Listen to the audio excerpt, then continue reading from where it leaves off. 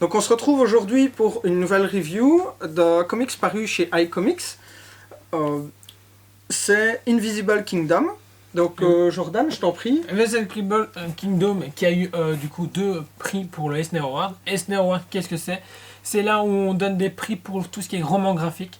Parce que oui, Eisner, d'où vient le Eisner Award, faisait beaucoup de romans graphiques et qui ont été à chaque fois applaudis et tout ça, et a amené le genre en tendance, on va dire ça comme ça.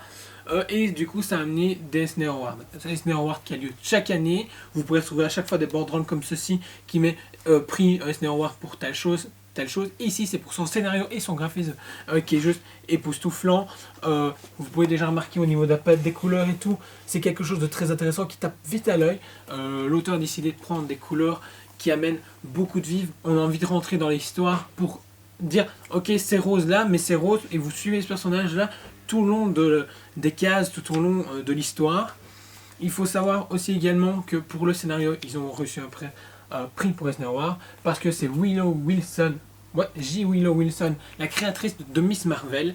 Miss Marvel qui est la petite arabe qui devient super-héroïne, qui avait fait eu des Eisner Awards à l'époque aussi, qui avait fait tout un raz-de-marée parce que c'était innovant, rafraîchissant. On vous en parlera très bientôt aussi sur la chaîne de Miss Marvel parce que c'est vraiment intéressant et pas assez conseillé à notre goût. Du coup, Invisible Kingdom, pour toi? Pour moi, c'est intéressant. Le choix artistique, il faut s'y faire. Au début, c'est un peu déroutant, mais quand on arrive vers le milieu et la deuxième partie du tome, on s'y fait. C'est pas dérangeant. Il y a des libertés artistiques qui ont été prises, comme par ici par exemple, où vous pouvez voir que c'est extrêmement dynamique. C'est un style assez atypique, mais ça amène quand même beaucoup de dynamique avec le jeu de couleurs. Donc c'est intéressant. Scénaristiquement parlant, on peut comparer ça à du Star Wars. C'est de la science-fiction pure et simple, sans les sabres laser et tout ça, mais c'est de la science-fiction moderne. Parce qu'ici, il y a des problèmes politiques, il y a des problèmes de guerre. On va suivre une jeune femme qui va vouloir rentrer dans une sorte de culte religieuse où elle va se rendre compte de certaines choses. C'est rafraîchissant, il faut foncer parce que c'est qu'un premier tome ici. Il y a une suite qui est prévue. En combien de tomes, c'est pas encore dit.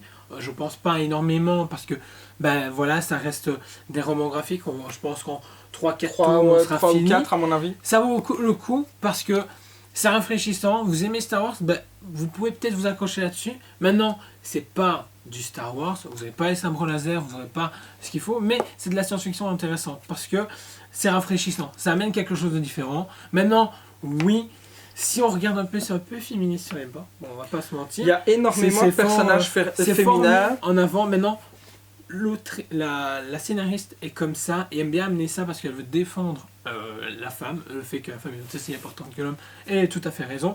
Donc, pour moi, on devrait s'y intéresser. Ça plaira pas à tout le monde, c'est certain. Mais au moins jeter un coup d'œil et se dire, je vais laisser sa chance. Parce que graphiquement, c'est intéressant, même si ça reste fort tape à l'œil. On va pas se mentir. Il faut accrocher aux couleurs qui ont été décidées. Je trouve que la couverture est juste sublime. Ouais, la couverture, elle attire vraiment bien à l'œil. Ouais. Et le fait qu'ils aient quand même 2 Eisner Awards, ça n'est pas rien, même si ça reste que des prix, j'ai envie de dire, entre guillemets, pour n'importe qui. C'est très intéressant.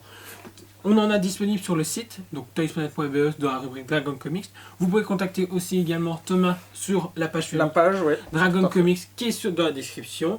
N'hésitez pas à dire ce que vous en pensez. Si vous voulez qu'on vous présente d'autres romans graphiques qui sont plus dans ce que notre bibliothèque, par exemple, c'est-à-dire ce roman graphique-là, nous on surkiffe parce que telle raison. Par exemple, parce qu'on ne lit pas que du Batman, du Spider-Man, on lit aussi autre chose. Donc voilà. On se retrouve de toute façon tous les mardis à 19h30 pour vous parler des nouveautés, vous parler des nouveautés en comics, que ce soit en statut, à tout. Parce que maintenant on fait les lives à 4. C'est l'avantage d'avoir Thomas en pesant l'équipe. On peut vous parler de comics. Si on était déjà fan de base, mais Thomas a amené encore plus de choses avec lui. Donc ça c'est super sympa. Du coup, sur ce, on va se dire à la prochaine. Bientôt.